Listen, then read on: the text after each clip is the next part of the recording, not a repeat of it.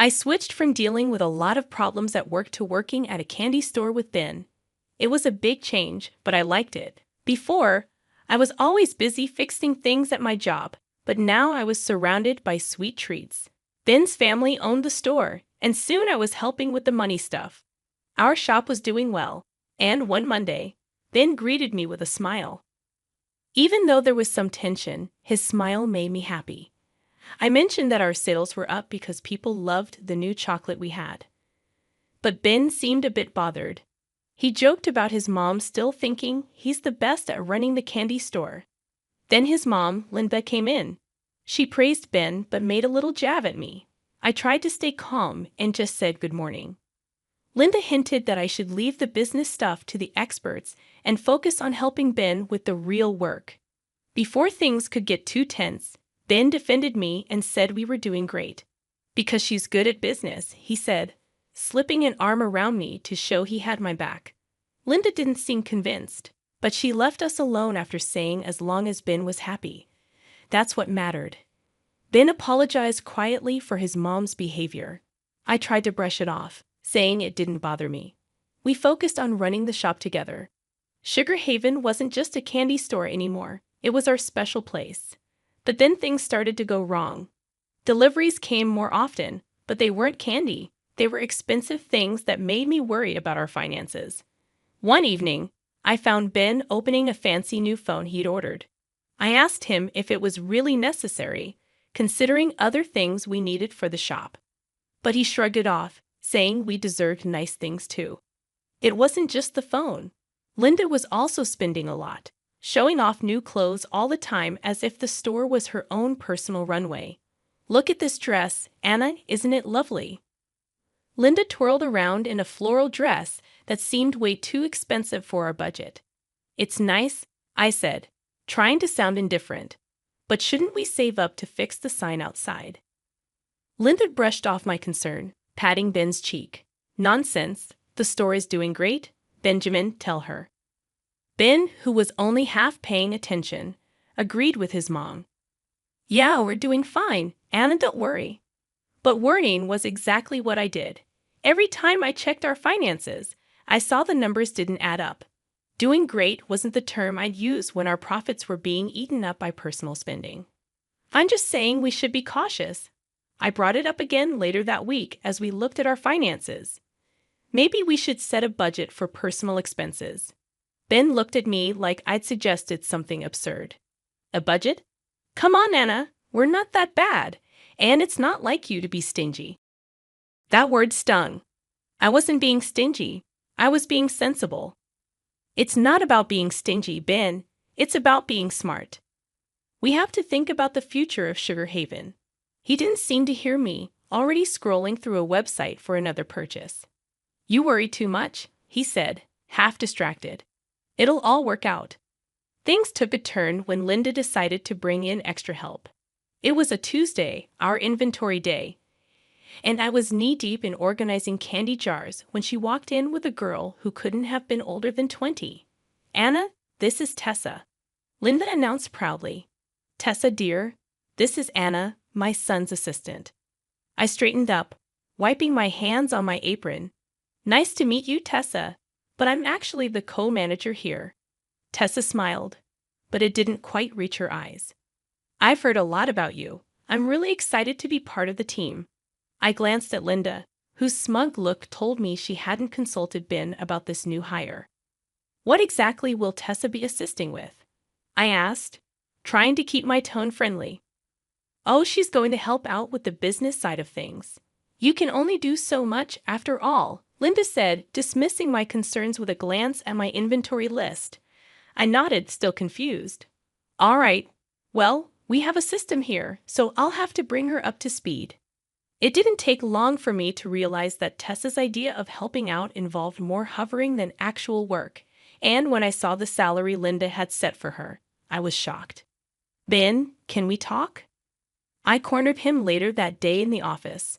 Sure, what's up? He asked, not looking up from his computer.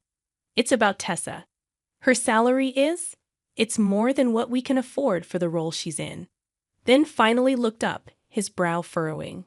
Mom said it was fine. She thinks Tessa's going to bring a lot to the table. I sighed, feeling like I was talking to a wall. But we agreed to discuss new hires together, especially when it comes to how much we're paying them. He shrugged, that annoyingly dismissive gesture becoming more frequent. What's done is done. Mom has a good feeling about her. I had to bite back a retort. Good feelings didn't balance books. I left the office feeling like I was the only one seeing the red flags, while Ben and his mother were content to parade around with blindfolds on. I've always been someone who double checks, maybe even triple checks, especially when it comes to numbers. So when I found an envelope stuffed in the back of a filing cabinet while looking for a misplaced invoice, my first thought was that it was just another forgotten bill. But as I went through the papers, my heart started racing. Not from excitement, but from cold dread. It was a loan document with Sugar Haven listed as collateral, and the amount was far more than reasonable for our small shop. Ben, I said, walking into his cluttered office with the papers in hand. What is this? He glanced up, and I saw guilt flicker in his eyes, the first sign of it I'd seen in months. Oh, that? It's nothing. Just a small loan I took out to cover, store improvements. Store improvements? I echoed, incredulous. This amount could renovate the store 5 times over. What did you really use it for? There was a pause, and I could tell he was choosing his words carefully. Okay, look, he started. I might have used some of it for the house. The one I've been working on for us.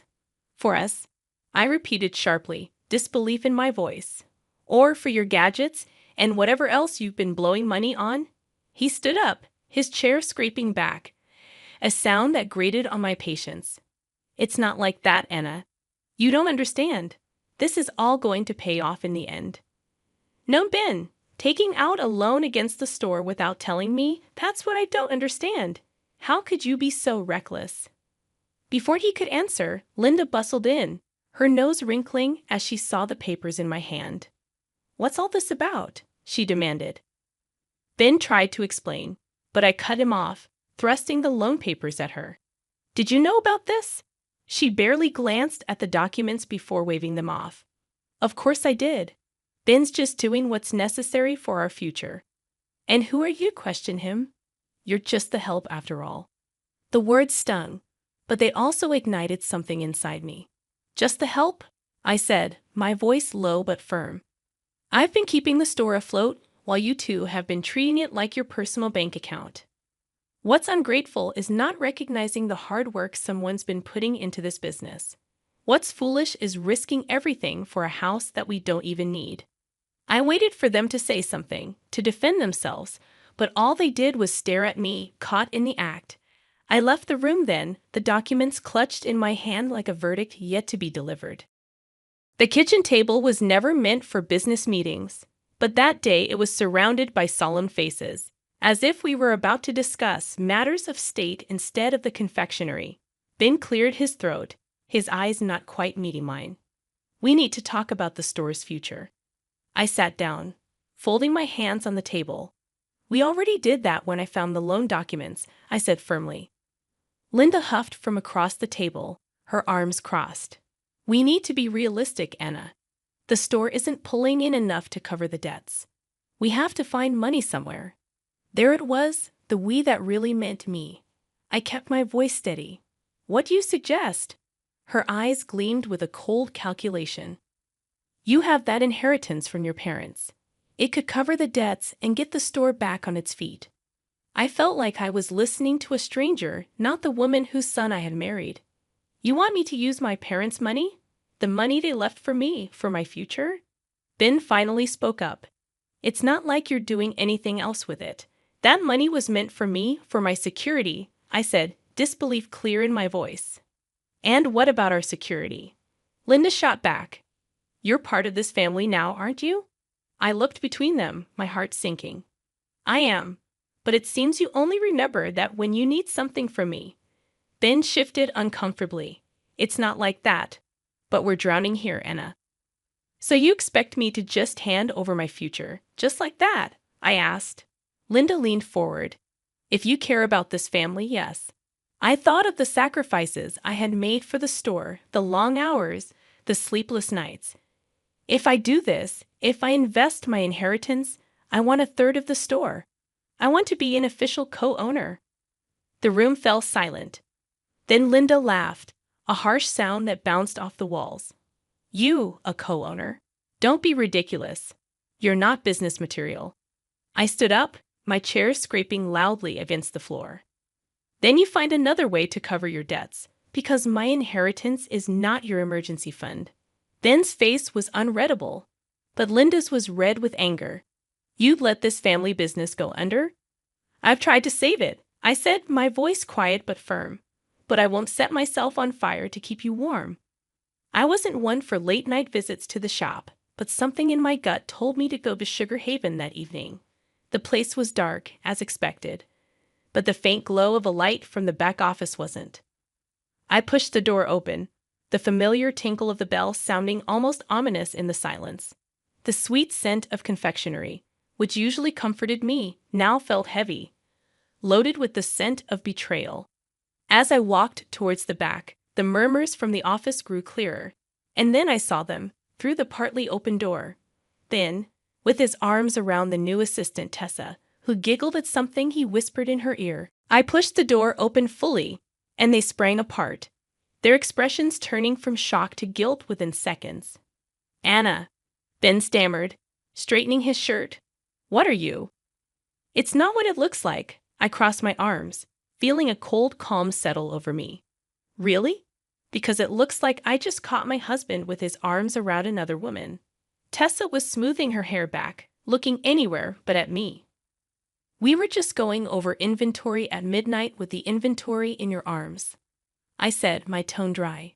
Ben's eyes were pleading now. Anna, please, you're blowing this out of proportion. I laughed, short and humorless. Am I? Because from where I'm standing, it looks pretty clear to me. He took a step towards me, and I held up a hand. Save it, Ben. I don't know what's worse, the cheating or the pathetic lies. Tessa finally spoke up, her voice small. I'm sorry, Anna. I didn't mean for any of this to happen. I looked at her, really looked at her, young, naive, and caught in the web of a man who couldn't take responsibility for his actions. You should be. And you should also be looking for another job. Ben's protest was immediate. You can't fire her for this. I turned to him, my resolve steeling. I can, and I will. And I'll be looking for a good lawyer in the morning. His face paled. Anna, please, let's talk about this. There's nothing to talk about, I said, cutting him off. You've made your choices. Now you get to live with them. I didn't wait for his response. I walked out of there with my head held high, the sound of Ben calling after me fading into the background. The morning after I caught Ben was bright, a stark contrast to the mood in our home. I'd spent the night at my own place, the one I kept as a rental property. As I sat at the kitchen table, my phone buzzed with a message from Ben. I considered not even reading it. But curiosity got the better of me. It was a photo of a bank letter addressed to Ben, with the words "Final Notice, Immediate Repayment Required," standing out beneath it. He typed a message. We need to talk. This is serious. I typed back a simple, on my way, and got ready to face the music. When I arrived at the confectionery, Ben and Linda were already there, pacing like caged animals. Linda spotted me first, and her expression soured. Decided to show up, did you? She snapped as I walked in. I nodded, holding her gaze. You wanted to talk. Ben held out the letter to me. The bank's coming down hard. We could lose everything. I scanned the letter, the numbers not surprising me but still making my stomach turn. So what's your plan? Linda's plan was apparently to glare daggers at me. We wouldn't be in this mess if you just helped us when we asked. Ignoring her, I addressed Ben. What are you going to do? He ran a hand through his hair, looking defeated. I thought you could pay it off with your inheritance. My laugh was bitter. And I told you, I'm not doing that without a stake in the business. Linda stepped forward. You're being unreasonable, Anna. This is a family business. I met her challenge with a calm I didn't feel. And where was this family when your son was spending money we don't have and hiring his friends for fun? Ben started to say something but stopped, his eyes dropping to the floor. You don't get to play the family card. Only when it suits you, I continued. We'll figure something else out, then, Ben muttered. You'll have to, I agreed. Then Linda did something unexpected. She smiled, but it wasn't pleasant. Fine, but if you're not going to help, then you're out. We'll manage without you. You're fired. I stared at her, letting the silence stretch out before I matched her smile with my own. Okay, their surprise was almost comical. Just like that? Ben asked, his voice incredulous. Just like that, I confirmed. But I want you to know, I took photos of you and Tessa. I have records of all the money you've wasted. If you think you can fire me and sweep all this under the rug, you're wrong. Linda's smile vanished. You wouldn't dare. Oh, but I would. And when I leave, I'm taking all my hard work with me. You can explain to the bank why the business is about to tank without the person who was actually running it. Months had passed since I last set foot in Sugar Haven, and life had taken on a new kind of normal.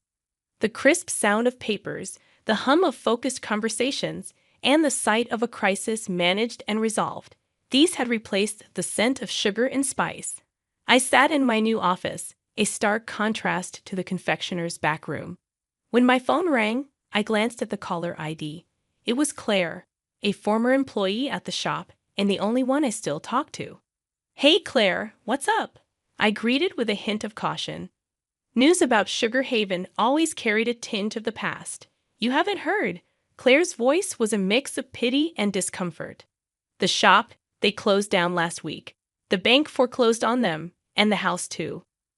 I leaned back in my chair, a weight lifting off my shoulders that I hadn't realized was there. I see, and Ben and his mother. There was a pause. They're not doing great. Rumor has it they've moved in with his aunt. No one's seen them much. I sighed, not quite sure how to feel. Thanks for letting me know, Claire. She hesitated before adding, Anna, everyone knows you were the heart of that place. It was never the same after you left. A small, sad smile touched my lips. I appreciate you saying that. How about you? Found a new job yet? Yeah, I'm working at a bakery downtown. It's not Sugar Haven, but it's a start. That's great to hear. You always had a talent for baking. I'm sure you'll do well there. We chatted for a few more minutes before saying goodbye. I hummed up and looked out the window at the bustling street below. There was a knock at my door, and my assistant peeked in. Your 3 o'clock is here, Anna. Thanks. Send them in? I responded, shaking off the remnants of nostalgia. The clients came in, a husband and wife team, looking worried about their own business. I stood to greet them, ready to dive into another challenge. We've heard great things about you, Anna, the wife said as we sat down. They say you're the best crisis manager in town. I smiled, the title sitting comfortably with me.